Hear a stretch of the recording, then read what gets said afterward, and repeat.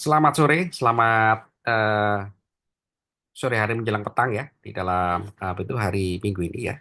Kita mulai perkuliahan kita. Selamat sejahtera, salam sejahtera untuk kita semuanya. Om Swastiastu ya.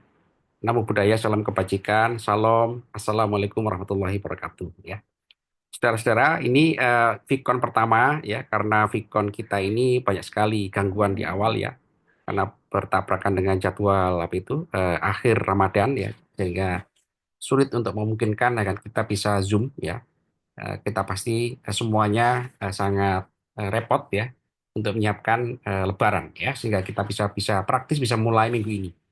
Insya Allah kita akan mengejar ketertinggalan Vicon ya supaya nanti Anda dapat materi yang cukup ya untuk apa itu menggali tentang kedalaman daripada bisnis intelijen ini ya. Saudara-saudara, sekarang ini teknologi informasi ya itu sudah disandingkan ya sebagai aspek paling paling penting di dalam pengembangan perusahaan atau pengembangan industri. Akhir-akhir ini kita sangat prihatin ya dengan kondisi perekonomian di Indonesia ya, di mana itu layoff itu di mana-mana karena banyak sekali kegagalan daripada industri ya. Industri itu gagal gitu ya, seperti kasusnya pabrik Seritex ya, yang ada di Jawa Tengah, yang ada di Solo ya, itu sangat memprihatinkan ya kan. Nah, kalau kita lihat itu kan, eh, kenapa ya perusahaan-perusahaan yang besar seperti itu gitu kan, yang sudah puluhan tahun ya dengan pekerjaan yang banyak sekali gitu kan, akhirnya bisa dikatakan dia collapse ya, tidak bisa survive di persaingan era sekarang ini ya. Kemudian juga contoh-contoh gitu kan, perusahaan-perusahaan yang baru berdiri 1 2 tahun gitu kan langsung melejit nggak karu-karuan ya. Nah, ini kalau kita lihat saudara-saudara, ada peran daripada teknologi informasi di dalam keterlibatan pengembangan suatu industri atau perusahaan. Jadi kalau kita lihat saudara-saudara, menjamurnya startup gitu kan, ribuan startup gitu kan, baru berdiri kemarin langsung hits gitu kan. Banyak yang survive, banyak yang juga itu tidak bertahan atau tidak berlanjut. Juga gitu kan, perusahaan-perusahaan yang sudah besar gitu kan, itu bisa sangat tambah besar juga, tapi juga bisa sangat tambah itu tambah ini ya, tambah tidak survive juga ya. Sehingga ini menjadi concern bagi kita semuanya ya kan, kenapa ini terjadi ya. Tentu kalau kita lihat saudara-saudara, ini berkaitan erat dengan namanya peran dan fungsi daripada teknologi informasi. Nah, disinilah saudara-saudara berkembang ilmu yang namanya business intelligence, ya, kecerdasan bisnis. Jadi kecerdasan bisnis ini adalah gitu kan suatu metode gitu kan untuk ya kan mengenerate informasi dan pengetahuan yang bermanfaat dalam proses pengambilan keputusan. Jadi bisnis intelijen ini saudara-saudara merupakan model ya, model matematis atau juga model analisis gitu ya, yang dapat mengungkap ya data sehingga bisa menghasilkan informasi dan pengetahuan untuk mengambil keputusan. Jadi outcome-nya adalah mengambil keputusan. Nah, keputusan itu saudara-saudara tidak dibuat di akhir. Keputusan itu dibuat anytime. Anytime sesuai dengan perkembangan yang terjadi secara dinamik ya. Sehingga bisnis intelijen ini saudara-saudara bisa digunakan sebagai tools, sebagai salah satu aspek yang paling utama di dalam pengembangan atau juga berkompetisi di era industri yang serba luar biasa saat ini. Ya, kita tidak menyangka bahwasanya gitu kan itu perusahaan-perusahaan yang baru berdiri gitu ya, terutama startup gitu kan di Indonesia ini sudah mulai gitu kan invasi mobil-mobil listrik ya, yang selama ini tidak pernah kita dengar mereknya gitu kan. Sekarang ini begitu menjamur di Indonesia ini ya, ada merek A, B, C, D gitu kan. Nah, kenapa ini? Karena mereka sangat confidence. Kenapa mereka percaya diri? Nah, karena mereka punya data ya. Karena mereka punya konsep yang namanya bisnis intelijen. Sehingga mereka bisa mengambil satu keputusan ya bahwa ini ada peluang pasar gitu ya. Jadi salah satu itu fungsi daripada business intelligence ini adalah dia bisa mengetahui, mengungkap, reveal mengungkap adanya pasar, pasar yang itu peluang bagi dia perusahaan untuk bisa masuk memasarkan produknya. Kalau kita tidak punya ini saudara-saudara, maka kita akan ibaratnya adalah itu sale on the unknown sea, ya. Kita berlayar di samudera yang tidak tahu ujungnya kemana. Nah, zaman sekarang tidak bisa seperti itu. Zaman sekarang adalah we sail on the sea with the defined goal, ya. Jadi berlayar di lautan yang luas dengan tujuan yang pelabuhan yang jelas. Nah, itu ya. Nah, itu ibaratnya adalah itu terjadi saat ini, ya.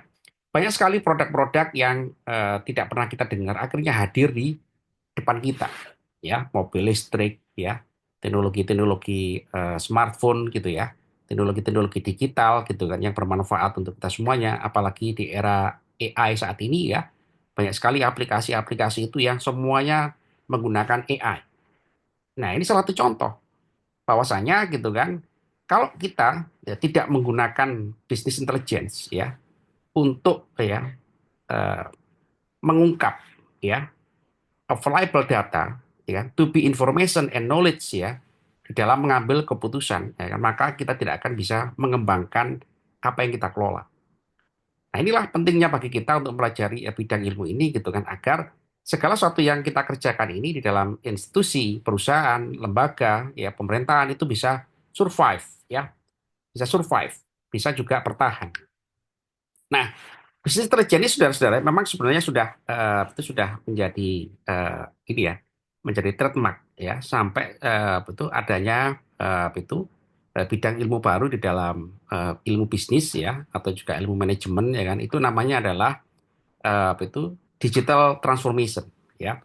Semua perusahaan-perusahaan di era sekarang ini gitu kan harus mampu merubah merubah itu bisnisnya, merubah pola bisnisnya, merubah pola kerja, merubah cara dia mengembangkan.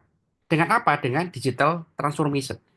Nah, digital transformation itu apa? Salah satu fundamentalnya. Salah satu fundamentalnya adalah bisnis intelijen ini. Nah, tadi saya sampaikan gitu kan bahwa apa tujuan daripada bisnis intelijen ini? Ya, goalnya adalah menghasilkan keputusan. Ya. Nah, menghasilkan keputusan ini saudara-saudara, ya, anda kalau misalnya tanya hari ini gitu kan, itu hari ini sore, minggu sore ya, yang baik gitu kan, Anda mau kemana? Ya, saya yakin Anda gitu kan, sebagian sudah punya keputusan, sebagian masih bingung, sebagian ragu-ragu, sebagian mikir, sebagian itu nggak bisa menjawab. Nah, kenapa ini terjadi? Ini juga sama. Ini kita saja yang orang biasa gitu kan. Begitu ditanya gitu kan, Anda mau kemana? Itu aja tidak pasti semuanya menjawab. Apalagi itu perusahaan, apalagi itu lembaga.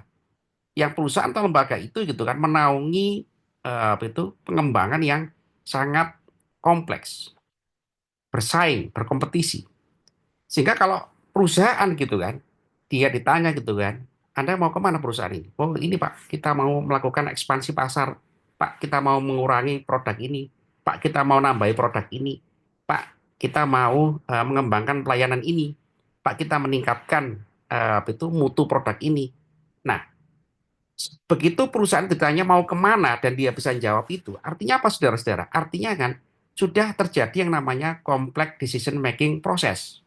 Ya, jadi itu proses pembuatan keputusan yang kompleks, ya, yang itu merupakan hasil daripada analisis data, ya, analisis data gitu kan, yang dia peroleh gitu kan dengan berbagai macam metode teknologi informasi yang diterapkan. Sehingga apa, saudara-saudara? Sehingga kalau perusahaan itu bisa menjawab ini gitu kan, dia tahu akan kemana dan tahu apa yang dilakukan dan tahu targetnya yang akan diperoleh. Nah, perusahaan itu akan survive ya, akan bertahan bahkan juga bisa menang dalam kompetisi. Kalau kita lihat kejadian kemarin di dalam kasusnya Sritex ya, Anda tentu dengar ya kasus Sritex sudah sore ya, lalu Iya Pak, dengar. dengar ya, pasti pasti juga apa itu ikut prihatin lah ya, ikut prihatin ya karena di situ kan banyak sekali saudara-saudara kita ya, saudara-saudara kita, tetangga-tetangga kita mungkin juga ya kita ikut prihatin secara nasional ya. Jadi kalau kita ngikuti, ya saya cuma ngikuti secara sekilas saja, tidak ngikuti secara mendalam, ya. Saya mendengar gitu kan bahwa perusahaan ini terjebak, ya, terjebak dengan kredit yang sangat besar sekali, ya. Yang itu negara pun kalau mau terlibat gitu kan, itu juga mikir-mikir gitu kan. Ya kalau kita itu menalangi hutang perusahaan dalam ukuran sekian juta, ya itu makin masih make sense ya. Tapi kalau sudah ukurannya T, wah ini negara juga mikir-mikir ya, mikir-mikir gitu. Sementara APBN kita gitu kan, kekuatan nasional kita gitu kan tentu tidak sampai sekuat itu. Nah ini saudara-saudara terjadi di depan mata kita, ya perusahaan ini gitu ditanya gitu kan, kenapa kok ini kalah gitu kan? Karena ini Pak, kalau saya pernah tanya gitu kan kepada salah satu tetangga gitu yang ada di sana ya di daerah Jawa Tengah sana, kenapa ini kok gagal? Ini Pak pemiliknya Pak, pemiliknya, waduh macam-macam ya. Kita tanya lagi ke orang, ini Pak, ya ini Pak ya. Nah kalau kita lihat saudara-saudara, artinya di situ tidak terjadi ya pengembangan yang itu diyakini oleh semua pihak yang terlibat di situ ya kan, sehingga ujung-ujungnya adalah begitu kejadian gitu kan blaming others ya, menyalahkan pasar. Pak ini akibat invasi daripada produk Cina yang murah Pak, ya ini akibat keran pemerintah membuka ya kan, membuka impor gitu kan kain murah. Nah akhirnya blaming others ya. Begitu kolaps gagal, ya cara paling mudah untuk beralasan adalah blaming others, menyalahkan pasar, menyalahkan persaingan global, menyalahkan kompetisi. Nah, memang itu bisnis adalah memang ya kompetisi, nggak ada bisnis itu kompetisi, ya. Saya tanya kepada Anda gitu kan, ada bisnis yang tidak kompetisi, saudara-saudara? Event itu adalah jual gorengan di pinggir jalan, halo? Semuanya kompetisi, Pak. Kompetisi, ya. Semuanya itu berkompetisi. Tukang gorengan pinggir jalan yang kita lihat ya, dia manggul, ya manggul dia mencari posisi yang tepat gitu kan. Dulu zaman saya waktu kuliah seperti Anda ini gitu kan, itu selalu langganan sama tukang gorengan ya. Dia selalu mangkal di tempat-tempat strategis. Dia selalu hadir pada jam-jam strategis ya kan. Bang, kenapa ini kok apa itu selalu di sini? Ya, di sana kan sudah ada teman saya. Ya, di sana kan sudah ada tukang ini. Nah, itu tukang gorengan, itu yang cerdas itu. Jawaban yang cerdas dari tukang gorengan. Kenapa? Dia sadar bahwa dia berkompetisi, dia aware, ya, dia aware dan dia menyadari ini. Kalau saya tidak berkompetisi gitu kan, maka saya tidak memiliki suatu strategi. Nah, apalagi perusahaan ini sekelas besar, sekelas daripada perusahaan-perusahaan nasional atau juga multinasional. Itu harus bahwa kompetisi itu tidak bisa disalahkan. Pasar itu tidak boleh dijadikan sebagai satu alasan, ya karena ini kalah bersaing. Ya, itu bukan alasan, karena memang itu jelas tantangan yang harus dihadapi. Nah, bagaimana perusahaan itu bisa survive di era perang pasar ini, apalagi perang dagang saat ini gitu kan? Tentu, ya kan? Kita membutuhkan suatu ilmu baru. Kita membutuhkan apa itu teknologi baru. Yang teknologi ini bukan bukan hardware ya, bukan perangkat. Teknologi ini bukan ini ya, bukan device ya yang kita gunakan gitu. Tapi ini adalah urusan daripada mindset ya. Mindset yang paling utama di dalam kita saat ini mengembangkan suatu bisnis atau industri ya, atau juga mengelola perusahaan, ini harus mau tidak mau menggunakan yang namanya business intelligence ya, agar kita siap bersaing ya, siap bersaing gitu kan, dan dynamic ya, dynamic ya, chaos ya, dynamic chaos random ya, karena pasar itu tidak pasti ya. Jadi kita tidak menyangka gitu kan. Contohnya adalah mobil listrik. Mobil listrik kita selama ini kalau mendengar kata pompa air gitu kan, selalu nama produk ini. Begitu sekarang dibuka gitu kan, keran itu kompetisi ini kita sudah ada pompa air ini, itu dan seterusnya. Seperti juga mobil, mobil motor gitu kan. Sekarang itu udah nggak karu-karuan di jalan, ya. Motor itu bayangan kita selalu merek Jepang, gitu kan. Mobil selalu merek Jepang. Sekarang di jalan gitu kan, udah nggak karu-karuan mereknya. Sampai kita sendiri udah kebingungan nyebut mobil itu. Nah ini terjadi karena keberhasilan adanya bisnis intelijen, ya. Bahwa ada peluang, ya. Bahwa ada pasar, ada ada market di situ produk ini bisa masuk. Nah, bahwa ada peluang, ada market, suatu produk bisa masuk karena adanya suatu analisis. Nah, analisis diperoleh dari mana? Dari bisnis intelijen. Nah, inilah, ya kan? Jadi, saudara-saudara kan, bisnis intelijen ini is not the matter of the hardware or technology, but mindset, ya, mindset bahkan juga jiwa suatu pengusaha, ya.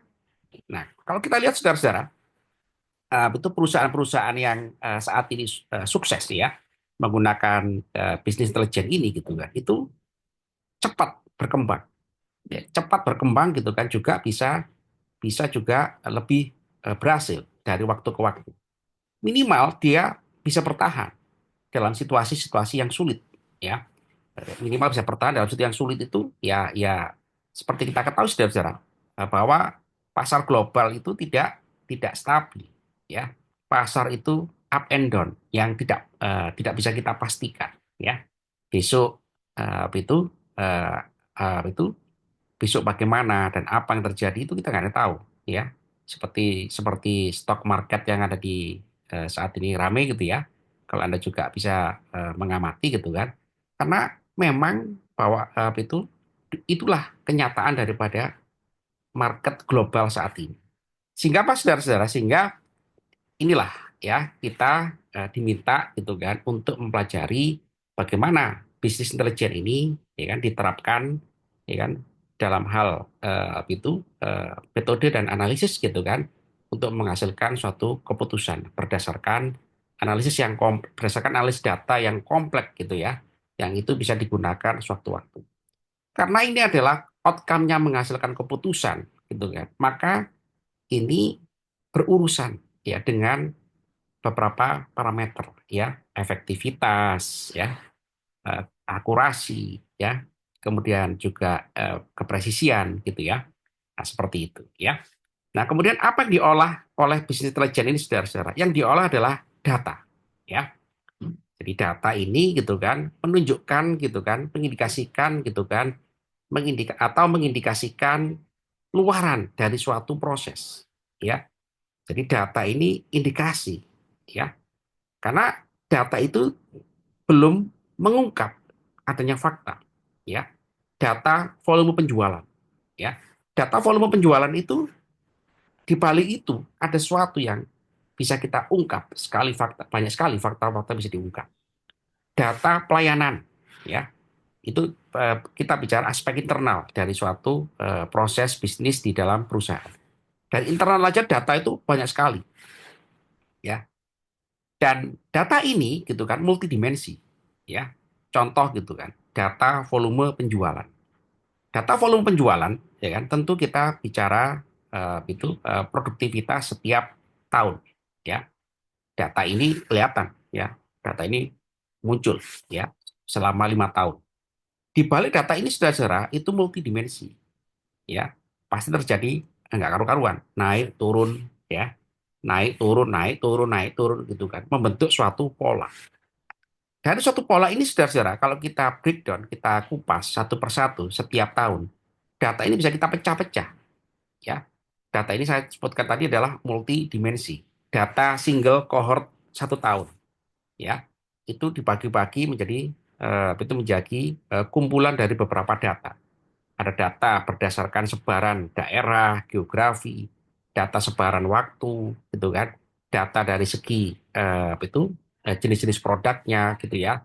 Sehingga kita itu melihat data itu adalah overall, ya, overall data secara umum.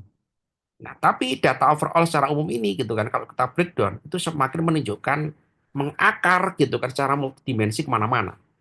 Yang ini saudara-saudara menunjukkan kinerja daripada suatu perusahaan. Nah, data ini saudara-saudara sangat penting untuk dianalisis. Ya, kenapa ini kok turun? Ya, sebagai contoh pertanyaan berarti yang paling mudah dibangkitkan adalah kenapa kok ini turun? Kenapa ini kok naik? Nah, tentu menjawab kenapa kok ini naik, kenapa ini kok turun itu tidak mudah, ya, tidak mudah. Karena apa? Karena data ini multidimensi. Sehingga kita kepingin data ini gitu kan, kalau bisa menjadi pedoman agar kita bisa menjaga stabilitas daripada produk kita di tahun-tahun selanjutnya. Dan untuk bisa menjaga itu, diperlukanlah suatu keputusan. Nah, keputusannya kemana? Tadi karena data itu multidimensi, maka keputusannya juga single atau juga beberapa, tapi juga berdampak secara multidimensional. Ya, perbaikan di pelayanan, perbaikan di per unit produksi, perbaikan di unit marketing, perbaikan di unit ini gitu. Jadi begitu keputusan itu dibuat, itu dampaknya juga multidimensi, ya. Nah, inilah saudara-saudara, itu pentingnya kita gitu kan mempelajari bisnis intelijen, ya. Nah, dari data berarti kita bisa mendapatkan informasi, ya. Data itu menjadi informasi. Kita mendapatkan data volume penjualan, ya. Nah, datanya seperti apa gitu kan, Pak? Ternyata naik turun. Informasinya apa? Nah, data itu barulah ya menjadi informasi, ya, dengan bisnis intelijen tadi itu. Pak, ini ternyata trennya adalah menurun. Kok bisa menurun? Kenapa? Apa penyebabnya? Nah, itu informasi. Dari situ sudah cara kita mendapatkan yang namanya kumpulan informasi untuk menjadi bekal dalam menghasilkan keputusan. Nah, itulah knowledge, ya. Jadi data, information, and knowledge, ya itu berarti pemahaman. Dari proses ini sudah cara dari apa itu pengumpulan data, ya, data analisis menjadi informasi, ya, informasi menjadi inferensi, gitu ya, menjadi pola pola penalaran, gitu ya, akhirnya menjadi knowledge. Nah, knowledge inilah bekal kita di dalam menghasilkan keputusan. Sehingga apa, saudara-saudara? Sehingga proses inilah yang akan nanti dipelajari secara umum di dalam itu bisnis intelijen seperti itu. Ya, ada pertanyaan, saudara? Silakan. Halo, halo. Masih aman, Pak, Pak. Ya, silakan. Ya, silakan.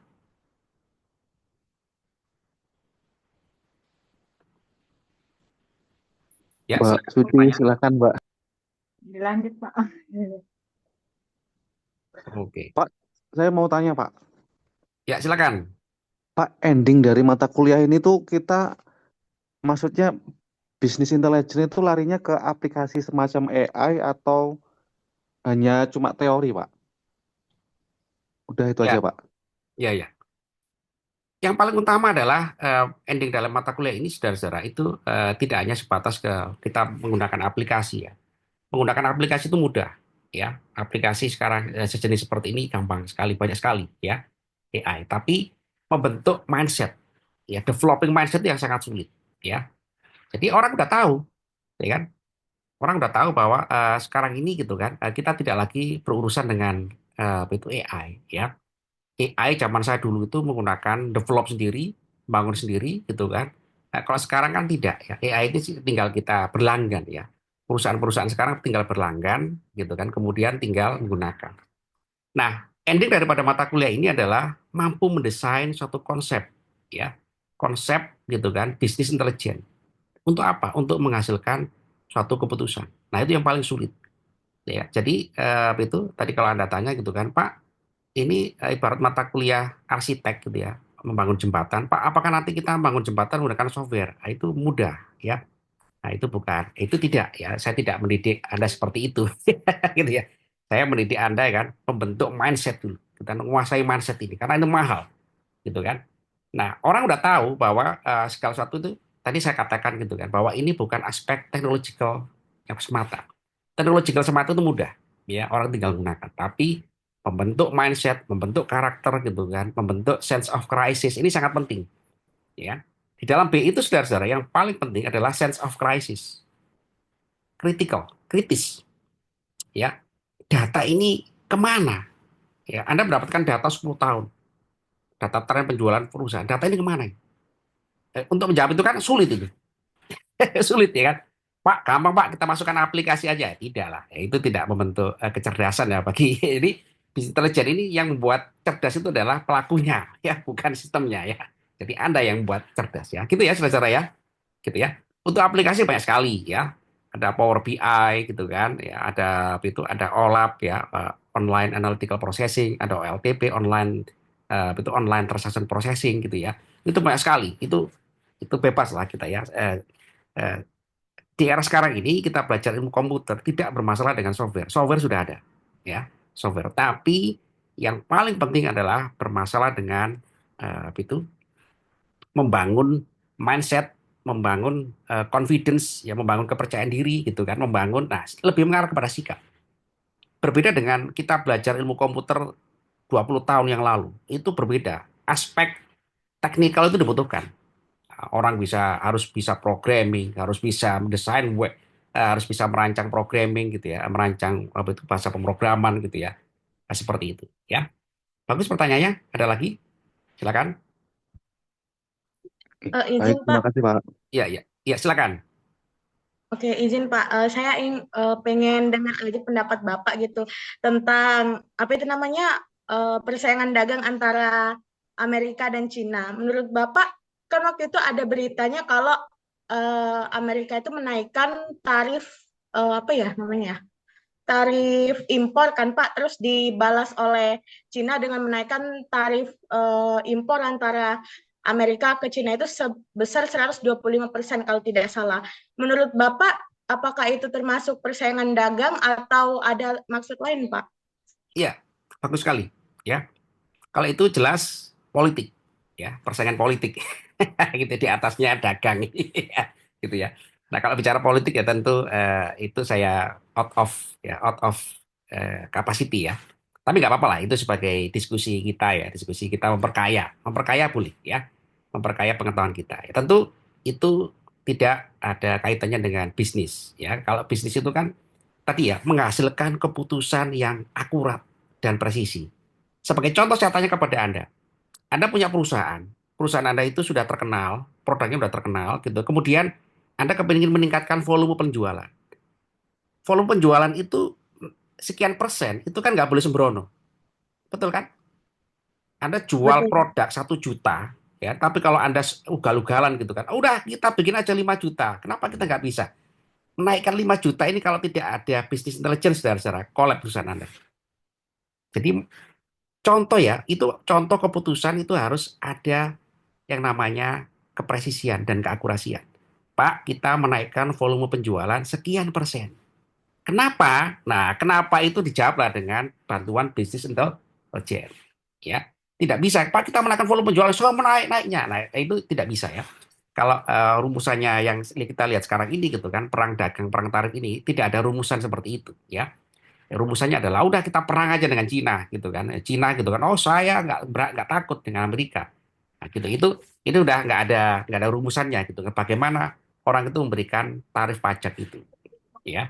Jadi yang lebih bagus adalah kita ya kan di dalam melihat bisnis intelijen ini adalah sebagai metode gitu kan untuk menghasilkan keputusan berbasis kepada analisis data, informasi dan pengetahuan gitu kan untuk menghasilkan keputusan yang bagus, bermanfaat untuk pengembangan perusahaan. Minimal bisa survive ya, survive di era saat ini ya. Nah, begitu ya. Eh, Oke, Oke, Pak. Terima bagus kasih. pertanyaannya ya. Itu nggak apa-apa, itu memperkaya memperkaya pengetahuan kita. Saya juga sering ya membaca artikel-artikel terkait masalah itu gitu kan. Karena itu Bu Sri Mulyani waktu membuka acara Ikatan Sarjana Ekonomi gitu kan, menyampaikan dalam pidatonya gitu kan, rumusannya naik pajak sekian-sekian itu tidak menggunakan ilmu ekonomi, sudah out of eh, science ya. Tapi ya itulah karena sesaat, gitu ya, karena emosi sesaat gitu kan. Tujuannya untuk menutup defisit ya perekonomian gitu. Nah, udah ya kan 60 negara ini gitu kan. Nah, ini kita berikan tarif sebesar-besarnya lah gitu kan. Gitu ya. Nah, oke saudara-saudara, saya lanjutkan. Saudara-saudara, ya, halo. Oke, halo, halo. Nah, tadi gitu kan, saya sampaikan kepada Anda gitu kan, Pak, itu di dalam bisnis intelijen ini gitu kan saya kepingin mata kuliah ini nanti sebagai mata kuliah yang dapat membangun sikap ya membangun karakter ya terutama adalah yang paling penting di dalam bisnis itu adalah membangun sensitivitas ya membangun kepekaan. Nah, membangun kepekaan ini saudara-saudara tidak mudah ya, kepekaan ya, karena kepekaan inilah kunci daripada inovasi ya, membangun menumbuhkan inovasi di dalam bisnis intelijen. Ya kan? Anda misalkan sebagai manajer, Anda sebagai direktur, Anda sebagai apa? Ini harus sensitif dengan apa yang terjadi, baik itu internal maupun juga eksternal. Kalau Anda tidak punya sensitivitas ini, ya gagal membangun sensitivitas ini, tadi ya ujung-ujungnya adalah tadi blaming others, menyalahkan yang lain. Padahal kan udah tahu bahwa perusahaan ini gitu kan yang bersaing secara global, bersaing secara nasional. Jadi tidak boleh lengah, tidak boleh katakanlah sembrono atau juga ugalan, ya. Ya, Pak itu kan ya perusahaan BUMN itu kan aman-aman aja tuh Pak, gitu kan. Dia tidak ada persaingan. Nah, karena itu memang undang-undang ya, itu dilindungi oleh undang-undang ya. Perusahaan-perusahaan seperti itu memang dilindungi oleh undang-undang. Tapi kita bicara perusahaan yang memang itu polanya adalah persaingan bebas, ya. Persaingan bebas yang itu tidak boleh lengah sedikit pun ya. Kalau lengah saudara-saudara, apa yang terjadi gitu kan? Yang terjadi adalah gitu kan, perusahaan itu akan itu diserobot, ya, diserang oleh invasi daripada produk-produk lain dari tempat lain, ya. Sebagai contoh tadi gitu kan, itu mobil listrik. Mobil listrik ini saudara-saudara kita nggak nyangka ya hari ini ya mobil listrik itu mulai mulai bergerak untuk mendominasi, ya. Kita nggak nyangka itu. Motor pun juga sama. Motor listrik. Ya, sekarang kan orang beli motor, ya udah motor listrik aja, gitu kan. Nggak bayar pajak, ya. Nggak beli bahan bakar, gitu kan. Cara pakainya mudah, ya kan.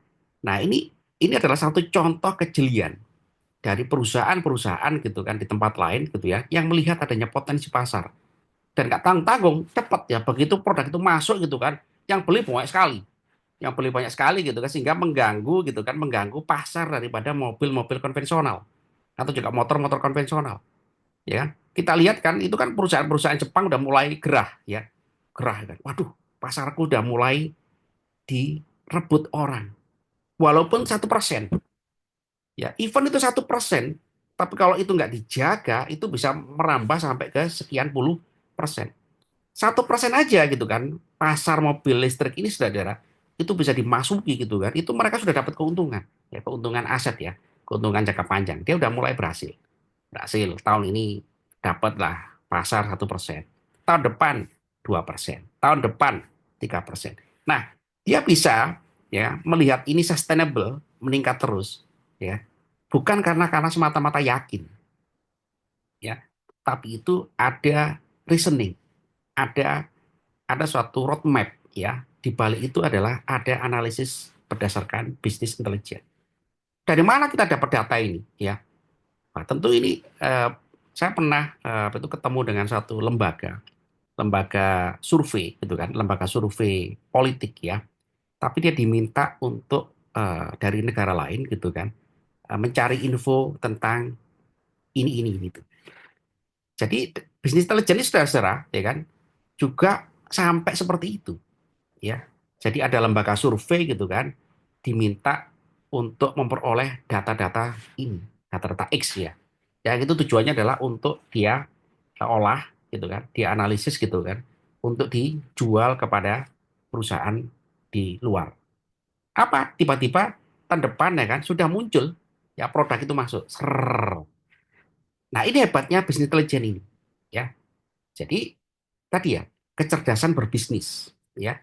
Kecerdasan berbisnis kan tentu bukan model zaman dulu. Ya kan orang memasarkan produk itu tidak dengan buta, ya tidak dengan blind, ya.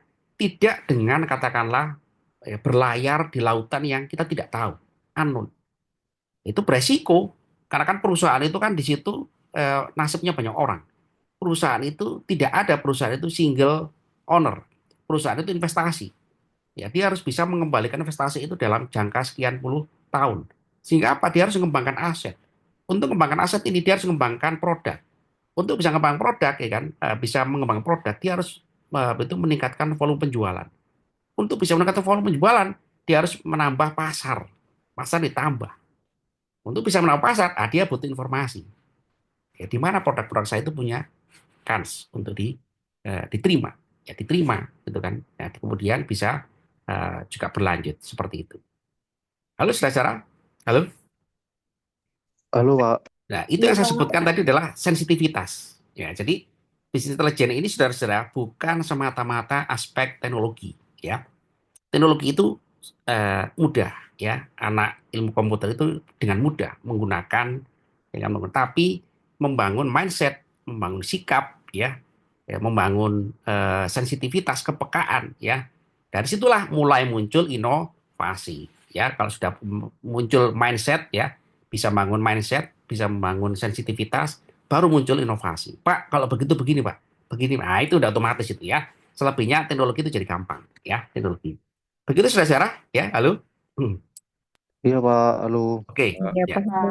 Nah, Iya, saudara-saudara, Pak. itu technically ya, itu kita mulai minggu depan mata kuliah ini ya, karena ini sebagai pendahuluan dulu ya.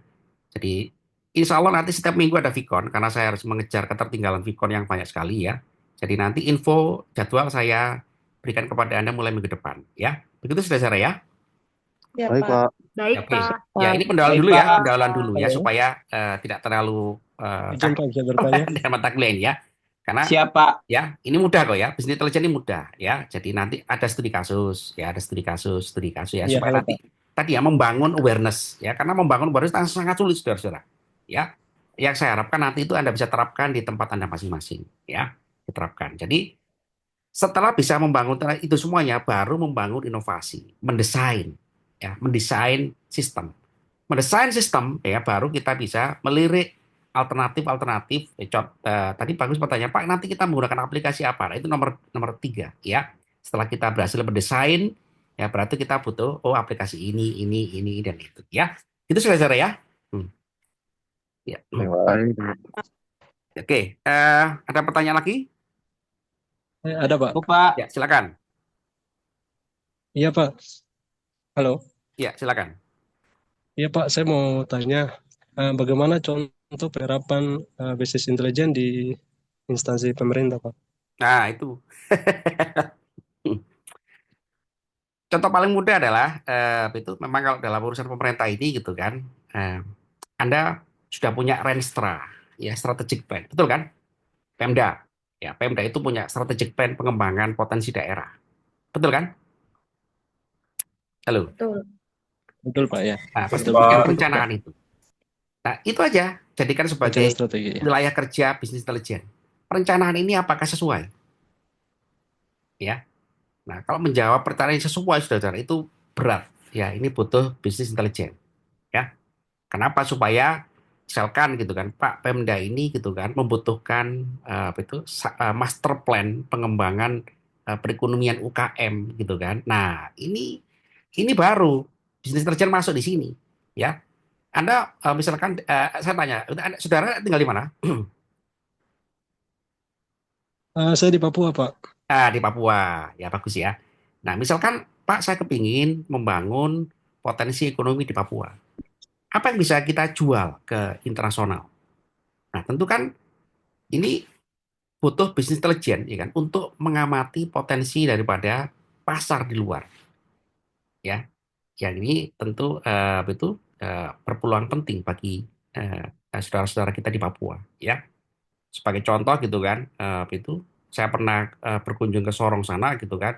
Di sana itu potensi ikan tuna itu kan banyak sekali ya.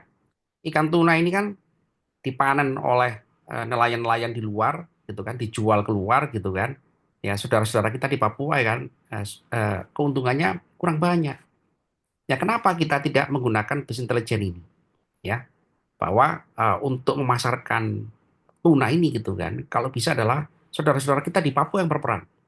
Ya, mulai daripada penangkapan ikannya gitu ya. Jadi menangkap ikan dengan menjaring ikan itu berbeda ya. Kalau menangkap ikan itu kan kita anun ya. Tapi kalau menjaring ikan, ikan itu depan kita, tinggal kita jaring aja. Ya itu ada teknologinya sendiri. Nah itu salah satu contoh ya. Menghasilkan keputusan untuk pengembangan suatu daerah itu pun juga butuh yang namanya bisnis intelijen. Apalagi membangun perekonomian, UKM, ya, membangun membangun katakanlah kebutuhan ya untuk pengembangan sumber daya itu juga sama. Ya butuh yang namanya bisnis intelijen. Ya, oke. Jadi ini lebih penting lagi adalah membangun mindset awareness gitu kan dan juga kepekaan ya. Begitu saudara ya. Bagus pertanyaannya ya. Halo. Baik Pak, terima kasih. Oke ya. Tapi itu jangan diterapkan dulu di sana di Papua ya sebelum Anda kuasai betul bidang ilmu yang lain juga ya. Itu tidak single. Siap Pak, siap. Intelijen ini tidak hanya single, Siap, terima kasih Pak. betul ilmu pengetahuan ada juga yang lain-lain juga ada strategic bisnis gitu ya, ada ilmu-ilmu yang lain yang melengkapi gitu kan, melengkapi supaya nanti bisa semakin bermanfaat ya ilmu ini. Oke, saudara, bagus sekali pertanyaannya ya. Silakan, ada pertanyaan lagi? Izin bertanya, Pak. Ya, bagus, silakan. Pak, apabila di suatu perusahaan IT terdapat gangguan, kemudian untuk proses troubleshooting-nya dan penyusunan RCA-nya dilakukan meeting atau diskusi bersama dalam sebuah tim, apakah itu bisa disebut sebagai proses bisnis intelijen juga, Pak, untuk sebagai problem solving-nya, Pak? Ya, Terima kasih. ya itu bagian terkecil, bagian terkecil. Itu adalah bagian daripada itu bisnis pelayanan, gitu kan ya, pelayanan. Jadi pelayanan itu dikumpulkan itu datanya. Satu, ya pelayanan-pelayanan ini dikumpulkan. Nah, data-data pelayanan dikumpulkan, nanti akan diperoleh overall. Ya, overall bagaimana ya mutu pelayanan perusahaan Anda ini kepada klien. Nah, kita tentu tidak bisa menjawab dengan hanya satu pelayanan. Nah, perusahaan itu bisa menjawab, gitu, oh ternyata pelayanan saya itu baik, baik sekali. Ya kan? Ini ada datanya, ini ada analisisnya, ini ada apa itu pengetahuannya, ada banyak sekali. Nah, itu adalah bagian daripada business intelligence. Jadi di dalam business intelligence, saudara-saudara, semua data, tadi saya sampaikan di tengah-tengah tadi ya, bahwa semua data itu harus lengkap, direkam. Ya, data pelayanan, data penjualan, data produksi, data apa saja itu harus direkam. Supaya apa? Supaya kita bisa bisa nanti gitu kan mengumpulkan itu menjadi satu konsep big data. Yang big data inilah menjadi value jadi dari suatu perusahaan. Jadi kalau tadi saya katakan gitu kan, kenapa perusahaan-perusahaan besar itu kolaps ya seperti Sritex tadi itu? Karena banyak sekali perusahaan-perusahaan tidak sadar bahwa dia itu beraktivitas itu kan menghasilkan data, ya. Data itu saudara-saudara tidak dikelola, tidak diolah, ya. Padahal data itulah juga kekayaan aset bisnis yang tidak ternilai zaman sekarang ini. Sehingga apa? Sehingga kalau perusahaan itu mau berkembang, dia bergerak dari data ini. Ya tidak bisa sekarang gitu kan, Pak, kita mau mengembangkan perusahaan gitu kan dengan skala ini gitu kan. Ya pokoknya kita bangun aja Pak pabrik. Wah itu udah pasti salah kaprah. Ya karena dia itu terlalu ambisius ya, tidak realistis ya memandang itu pengembangan perusahaan di era sekarang ini. Nah, pengembangan perusahaan di era sekarang ini sudah mengarah kepada digital transformation. Ya, dia harus digitalisasi. Semua data-data itu terdigitalisasi semua. Ya, dikumpulkan semuanya gitu kan. Tadi saya katakan di tengah-tengah kan, data ini adalah multidimensional. Data ini mengungkap, ya, reveal fact, ya, reveal knowledge, ya reveal information dulu. Ya, mengungkap adanya satu informasi. Nah, dari data-data itulah sebenarnya menjadi aset yang sangat tidak bernilai bagi perusahaan. Contoh, tadi yang tanya siapa namanya? Winda, Pak. Nah, perusahaan Anda mau membuka investasi. Investor mau menanamkan modal ke dalam perusahaan Anda. Yakin nggak kalau di situ, investor yakin nggak menanamkan modal di situ? Kalau di situ tidak ada data mengenai kualitas layanan. Yakin nggak kira-kira? Halo? Tidak yakin, Pak, Nah, tidak jika tidak ada yakin. datanya. Nah, itulah bisnis intelijen itu ada di situ. Pak, data ini, Pak perusahaan ini gitu kan melayani konsumen dengan baik, ya dicintai oleh konsumen, produknya disenangi gitu kan, loyal konsumennya. Mana datanya? Ini Pak. Serrrr. Nah, intelijen jawab. Itu berarti kan apa ini? Ini kan aset, ya aset perusahaan yang tidak ternilai, ya aset perusahaan yang tidak ternilai. Kenapa? Karena ini adalah bukti bahwa perusahaan itu berkomitmen untuk meningkatkan value-nya kepada value produknya, value service-nya kepada klien atau konsumen. Yang itu sangat mahal, saudara-saudara. Sehingga kalau konsumen itu gitu kan datang, itu konsumen datang, oh dia senang, ya senang sekali gitu kan. Ini menjadi kekayaan perusahaan yang tidak ternilai gitu kan. Sehingga konsumen, mohon maaf, investor itu datang, wah saya nggak salah, ya investasi di perusahaan ini. Ya ini bisa sustainable. Karena salah satu daripada pertimbangan investor menanamkan modal kan sustainability, ya keberlanjutan daripada perusahaan. Nah keberlanjutan itu, ya, nah itu berarti kan perusahaan ini nggak mungkin besok kita nanamkan model hari ini besok tutup. Nggak mungkin. Ya, sustainable itu kita bicara gitu kan long lifetime.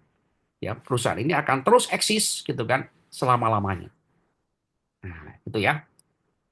Oke, saya tambah lagi cerita sedikit. Saya kemarin hari raya kan, saya juga liburan ya, liburan kecil-kecilan aja kan di sekitar kota di Jawa Tengah kan. Itu saya prihatin juga ya, melihat pabrik gula. Pabrik gula itu tutup. Pabrik gula ini peninggalan Belanda ya. Dulu berjaya sekali mensejahterakan petani, gitu kan, petani gula. Itu tutup semua. Kenapa ini terjadi? Ya, ini alasan orang di situ kan. Pak, ini karena peninggalan Belanda, Pak. Alat-alatnya udah kuno, Pak. Nah, itu udah pasti betul juga. Kenapa? Karena perusahaan ini tidak mampu melakukan transformasi pada zaman itu. Modernisasi, ya. Bahkan apalagi zaman sekarang sudah modernisasinya itu bukan lagi modernisasi teknologi gitu kan, tapi modernisasi mindset, awareness, inovasi. Ya, itu sudah jauh sekali. Ya, sehingga akhirnya mati perusahaan itu. Asetnya terbengkalai gitu kan. Itu kan banyak ya di Jawa ini gitu kan. Pabrik-pabrik gula gitu kan yang bertransformasi menjadi tempat rekreasi, wisata. Tiketnya seharga 5.000. Nah, itu kan ngeman. Ya, dulu dia berjaya sebagai sentra ekonomi gitu kan, sebagai penghasil itu produk yang diekspor, devisa gitu kan. Kemudian 20 tahun lagi kolaps. Udah pasti. Nah, ini salah satu contoh saudara. Dengan perubahan yang diterapkan pada suatu perusahaan, instansi atau lembaga, maka perusahaan itu akan survive, beradaptasi. Ya, beradaptasi dengan perubahan zaman. Nah, adaptasi perubahan zaman di era sekarang ini adalah digital transformation. Nah, salah satu digital transformation adalah ini, business intelligence, ya bagian ya. Jadi ilmu kita ini adalah bagian daripada part of gitu kan, change management di dalam satu konsep bisnis ya, seperti itu ya. Begitu saudara. Halo. Iya, Baik, Pak. Pak. Oke, itu ya. Baik, pengantaran seperti itu ya. Ada lagi pertanyaannya? Bagus pertanyaannya semua. Pak, mohon izin Ya, bertanya, Pak. Ya, silakan. Materi bisnis intelijen ini kan sejalan dengan materi analisa proses bisnis itu ya, Pak? Iya, Di betul. mata kuliah yang lainnya. Iya, betul Itu sekali. kenapa nggak digabungkan saja, Pak? Karena kan masih sangat linear gitu, Pak. Iya, Sangat berdekatan. Iya, memang sangat dekat sekali ya, gitu ya. Jadi Iya. kalau analisa proses bisnis gitu kan, itu murni bisnis ya, purely bisnis subject ya. Kalau bisnis intelijen masih ada teknologi informasinya, gitu ya, gitu. Jadi ini hampir mirip berbeda, tapi muatannya agak sedikit berbeda, ya. Begitu sudah cara ya. Halo, halo. Iya, Pak. Iya, Pak. Oke ya, jadi berbeda ya. Kalau analisa proses bisnis ini miliknya bidang ilmu bisnis ya. Tapi kalau BI ini masih ilmu yang dipropos oleh bidang ilmu komputer ya. Jadi itu hampir mirip sama ya, tapi juga ada tadi ya di dalam mata kuliah ini ada desain ya, ada perancangan